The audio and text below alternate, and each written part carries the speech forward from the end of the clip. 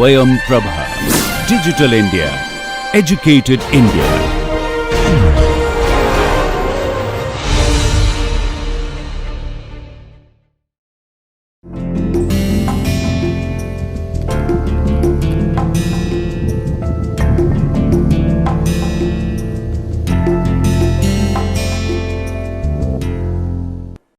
Welcome back to the course Mechanics of Solids. So, in the last lecture, we were just talking about how to analyze a mechanical system, right. So, what are the steps involved to analyze a mechanical system by following the laws of mechanics. So, first step was study of forces, as we have seen in the last class or the last lecture. Okay. Then the second step involves study of motion and deformation, that is, one is the cause, another one is the effect, and then finally we are trying to correlate or trying to establish a relation between the cause and the effect, that is application with some laws, okay, through some laws. So, application of laws relating the forces to the motion and deformation. Okay. So, these three steps we have discussed in the last lecture, which are required to analyze any mechanical system. Now, in this particular course, basically if you see the content, okay, or if you see the title of the course, basically we are talking about only the static part. That means we are not talking about any motion of the mechanical system. Suppose if I want to analyze a building, that is one static part. If I want to analyze a beam or column, all are static.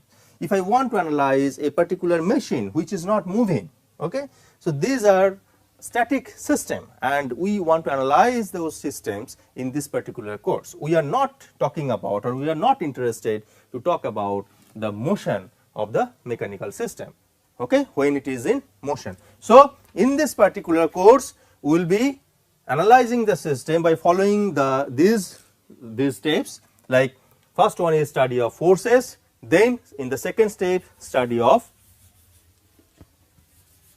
deformation, and in the third step we will be correlating, we will be establishing the relation between application of laws relating the forces to the deformation. So, in this particular course we will be following all those basic steps, all those three steps, but excluding the motion part. So, we are not talking about anything, any mechanical system which is in motion. Okay, understood? So, there is no problem, I hope. Well, so now when we are talking about these steps, now we need to know, when we are talking about, or when we are trying to study the forces involved in the system, then the obvious thing is that the first thing is that we should know what is force. So, you know what is force, but for the sake of completeness we will try to get the definition of force. So, force is nothing but a vector interaction, as you know. This is not the scalar thing, this is a vector, right. So, force is nothing but a vector interaction. Now, two principal effects the force can give. The first one is that it might tend to alter the motion of the systems involved. Okay. So, it can give two different effects. So, we will come to those effects right now. So, first effect could be, it might tend to alter the motion of the systems involved. Suppose you throw one ball, okay, in the upward direction. Now, what will happen? Now, you are not applying any force, but it will try to come down. Now, what force is causing this alteration of the movement? Because you are throwing the ball should go in the upward direction continuously, right, but it will not go, it will fall down. So, your gravitational force try to alter this motion. Okay, your gravitational force will try to alter this motion of the ball. So that's why the ball will actually or eventually coming down. Okay, so this is your alteration of the movement. The second effect, it might tend to deform the shape of the systems involved. So what does it cause? It might tend to deform the shape of the systems involved. Okay, so there are two effects. Either it can alter the motion or it can deform the shape of the systems involved, right. Now, how you can think of that kind of deformation? Suppose from a wall you are hanging one spring and there is a mass attached at the bottom of the spring. Okay. Now, what you are doing? You are applying some force here. So, what will happen? The force F will try to stretch the spring out, right. That means, if you see the deformed shape,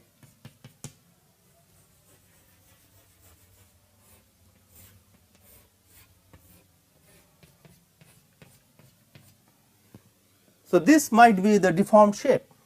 So, this time the force is not altering the motion, because this is a static system. Okay, unless we are unless until we are talking about the oscillation of the spring. Okay, this system is a static system. Okay, so this static system, when the mass was attached at the base, at the bottom, okay, of the spring, and then after that you are applying one force F. Okay, so when you are applying some force here, so that force will try to deform the shape of the spring. Now you see this is not the exactly the same shape whatever you started with. So this kind of deformation might happen due to the application of the force. So the force will cause these two effects. One is alteration of the motion and the second is alteration in the deformation, okay, or the alteration in the shape, rather the deformation of shape. Okay. So now we should know few things about the force. So we should know few things about the force. The first one is the magnitude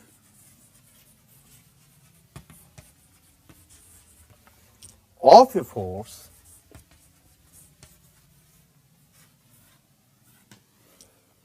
can be established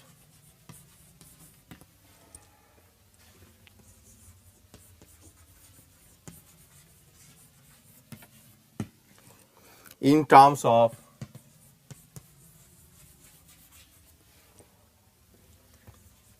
a standardized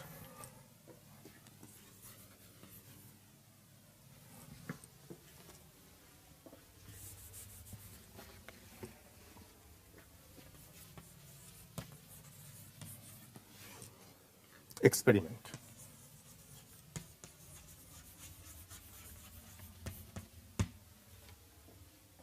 So these are the few points to be remembered when we are talking about the force. The first one is that how we will get the magnitude of the force. I am applying the force here, right? In the spring I am applying the force, and this much of deformation is happening in the spring, okay. But how do I get the magnitude of force? How do I say that this much of force will cause this deformation? So for that you need some standardized experiment. Okay, the magnitude of a force can be established in terms of a standardized experiment. Like for this example, Okay. So, this is a standardized say experiment. Now, if I say the spring is linear elastic spring, and then the deformation of the spring will be proportional to the force, that you know that as you increase the force, as long as, because these terms are not, I mean we are not supposed to say those terms because we are not equipped to say all those terms like linear, elastic and all those things, but however, for the time being we are using these terms. Later on we will be seeing the actual meaning of these terms in a detailed manner. Okay. So, now if I look at this spring, the spring, for that spring I am applying some force F. So, if I apply say delta amount of force, so I will be expecting some delta amount of deformation. If I increase the force, deformation also will be increasing, right. So, if I mean for example, if I apply 1 kg of load, okay, so I will be getting some say for example say 0.1 millimeter of deformation. Then if I increase 2 kg, that will be say some value of deformation like that, right. So, what we can say, what law is it is following, that F, that force is proportional to your deformation delta, right. So, this is your nothing but your deformation. So,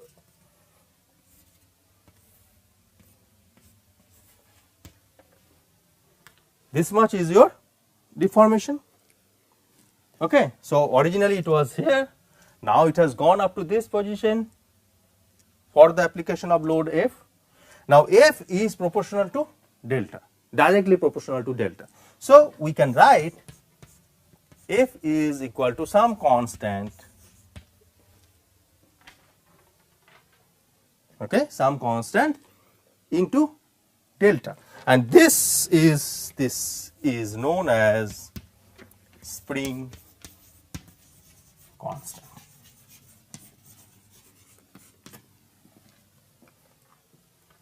Right. So, now this is, I mean if we consider this is a standardized experiment. Now, if I know the spring constant, if I know the value of the spring constant, and from the experiment if I observe the value of delta, then basically we can quantify or we can establish the magnitude of the force F, isn't it? Yes or no, right? So, in that way, for any mechanical system, if you want to quantify or want to establish the magnitude of the force F, then basically this is the way we will find out. Okay? That means you see from this experiment. So, what are the steps involved? We studied the force, we studied the deformation, and we established the relation between the force and the deformation, and then finally our job is done. So, we have analyzed the complete mechanical system, we can say, right. So, now the next point to be remembered when we are talking about the force, that is method of superposition.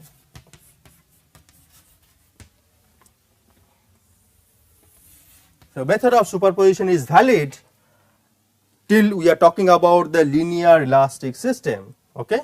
So, method of superposition is valid. So, what does it mean? That means that when suppose I have the spring, I have two masses attached, two different masses say, that is M1 say and that is M2 say, and this is giving me the force F1 and this is giving me the force F2. Okay. So, try to understand the system, mechanical system. I have one spring and this is attached with two different masses, mass M1 and mass M2, which are giving or which are imparting on the system by an amount of force F1 and F2. Now, this is equivalent to another system made of the same spring, where I am applying a single, say, mass, which is nothing but m1 plus m2, that is the summation of these two individual masses, and which is causing a force F1 plus F2. Now, this system, whatever effect you will be getting, whatever response you will be getting from this system, the same response you will be getting from this system also. Okay? So, only thing is that instead of having two different or two individual masses, I am having only one mass, but the total magnitude of mass is same. In this case, it is m1 plus m2, and this case only single mass, and that is m1 plus m2, which is giving F1 plus F2 force. And here actually individual forces you are getting F1 and F2. So, the response of this system and response of this system will be same. The effect will be same, and this is known as method of superposition. That means, instead of having a single force or instead of having an individual force, you can switch over from this system to this system, or you can switch over from this system to this system. So, there is no problem at all. Okay. So, if we try to write down in sentence, so what is your method of superposition? So, we can write down like this: when two or more forces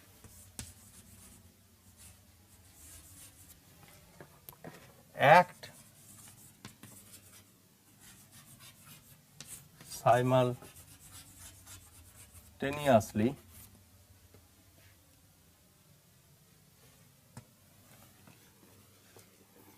at one point,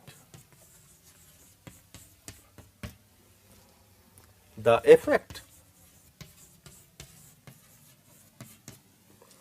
is the same as if a single force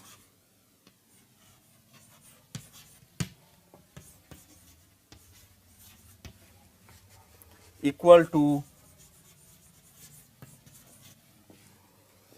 the vector sum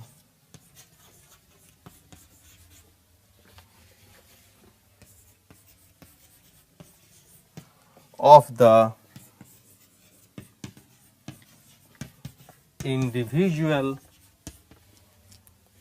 forces were acting.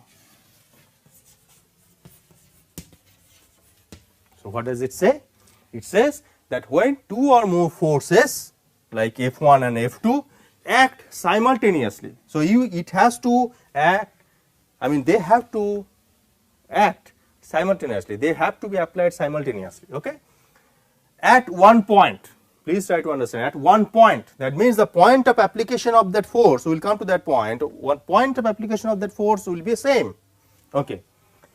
The effect is the same as if a single force, that is F1 plus F2, say that is single force F, okay, equal to the vector sum of the individual forces, vector sum of the individual forces F1 plus F2 were acting.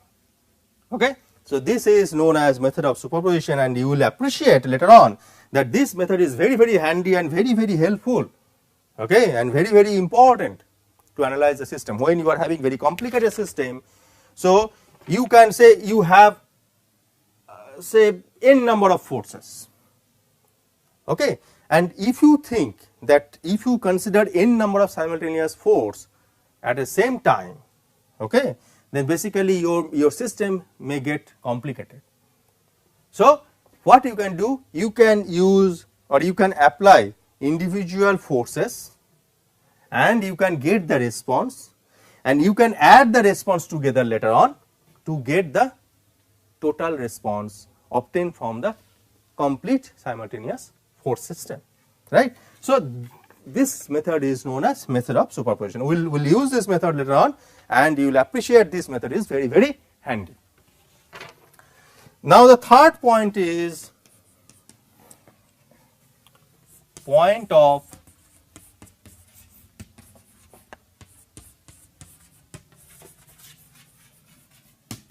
application of force, which is very, very important. Point of application of force. Now, in any system, if you consider, force can be applied at different locations, different points. So, based on that, basically you will be getting the different response. Okay. So, point of application is very, very important when you are studying the force. So, these are the things basically you should remember when you are analyzing the force, when you are studying the force. What was the first one? First one is that quantification of force. The second one is that method of superposition, that is valid for the force system, and the third one is the point of application of force, that you must know. So, what does it mean? Suppose this is a body, okay. Now, you are having different points, okay, and in these points basically, say these points are A, B, C and D, okay, and your force is applied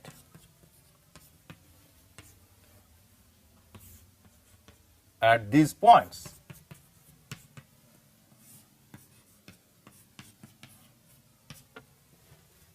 Okay. So, this points of application of force is very, very important. Like suppose F1 is acting at point A, F2 is acting at point B, similarly F3 and F4. Now, for example, if you are thinking that whatever effect you are getting from this system, like the way the forces are acting on these points. Now, if you think, or if you say the F1 is acting at B, F2 is acting at C, and so on, if you just change the points of application of the forces, you will not be getting the same effect.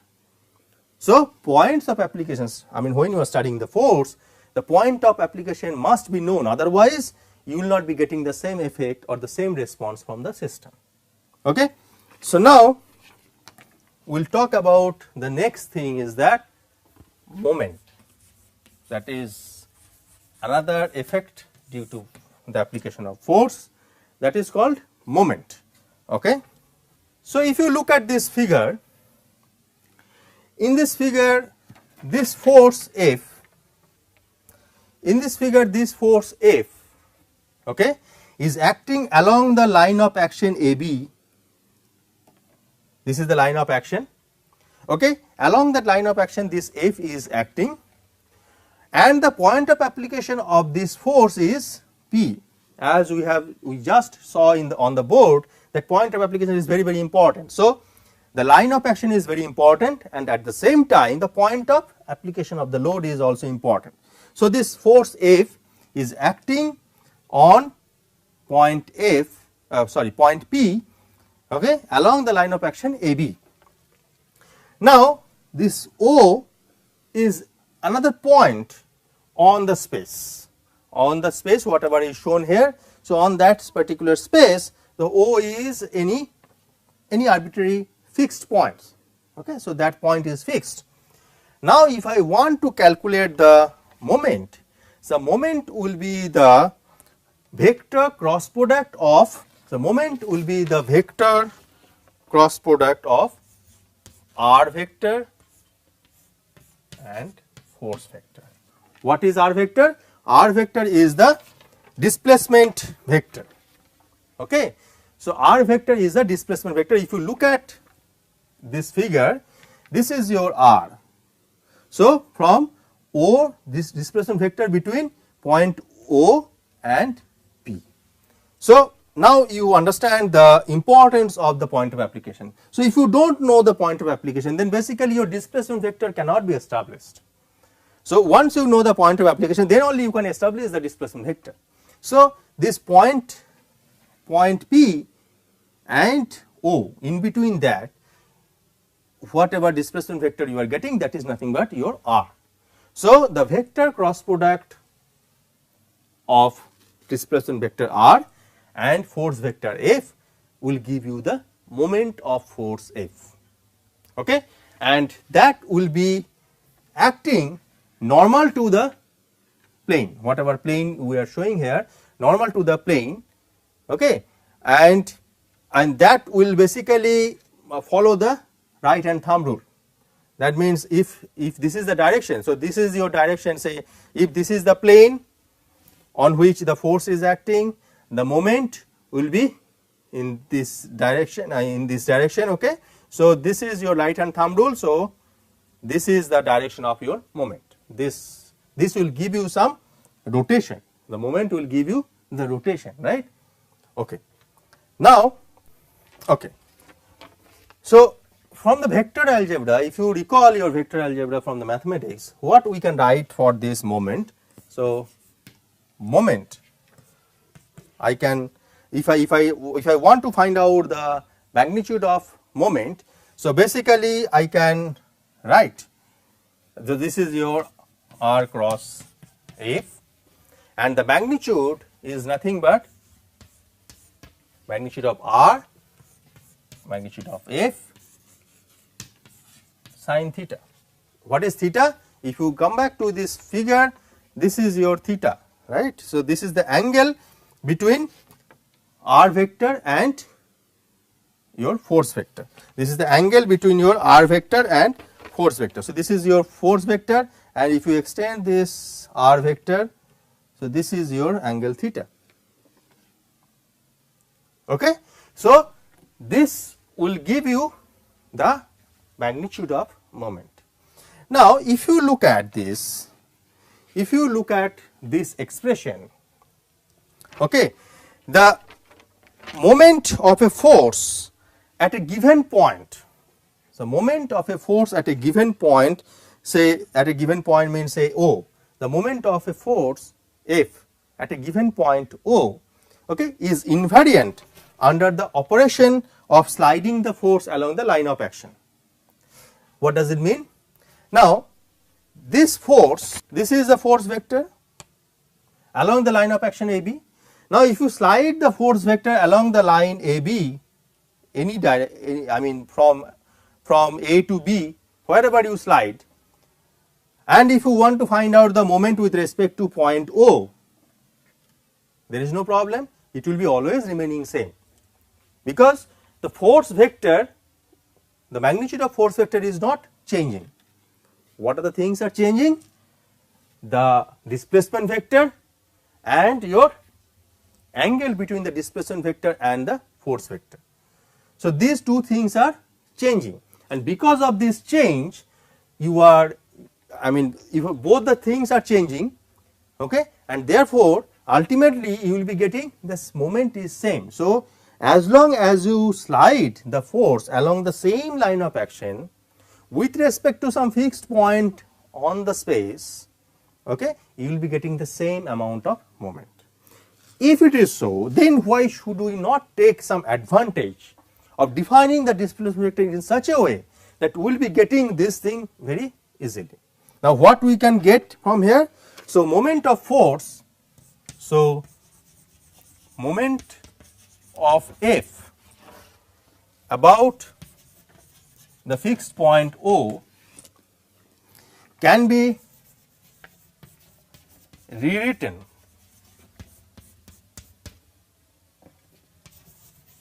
as force and then H and sin pi by 2. That means, we are defining the displacement vector in such a way that it will make an angle 90 degree between the displacement vector and the force vector, which is shown here. So, if you look at this figure, H is here. So, I am sliding the force, this force I am sliding say at this point. Now, this is my point of application. Now, this line will become the displacement vector, that is nothing but the perpendicular distance from O to the line of action AB. So, this H is coming here and the angle between H and the force vector F is nothing but the 90 degree, that is pi by 2. So, from this expression we can simply write the moment is equal to F H. Okay. So, what does it what does it mean actually? So, if you can manage to get the displacement vector in such a way that it will give the normal distance or the perpendicular distance from the fixed point to the line of action of the force, then basically your force multiplied by that perpendicular distance will give you the moment of that force with respect to that point, that fixed point O in the space. So, I will stop here today. Thank you very much. I hope that you have enjoyed the discussion on force and moments. So, in the next lecture we will be going or we will be talking about different concepts like equilibrium conditions, free body diagram and other important issues. Thank you very much.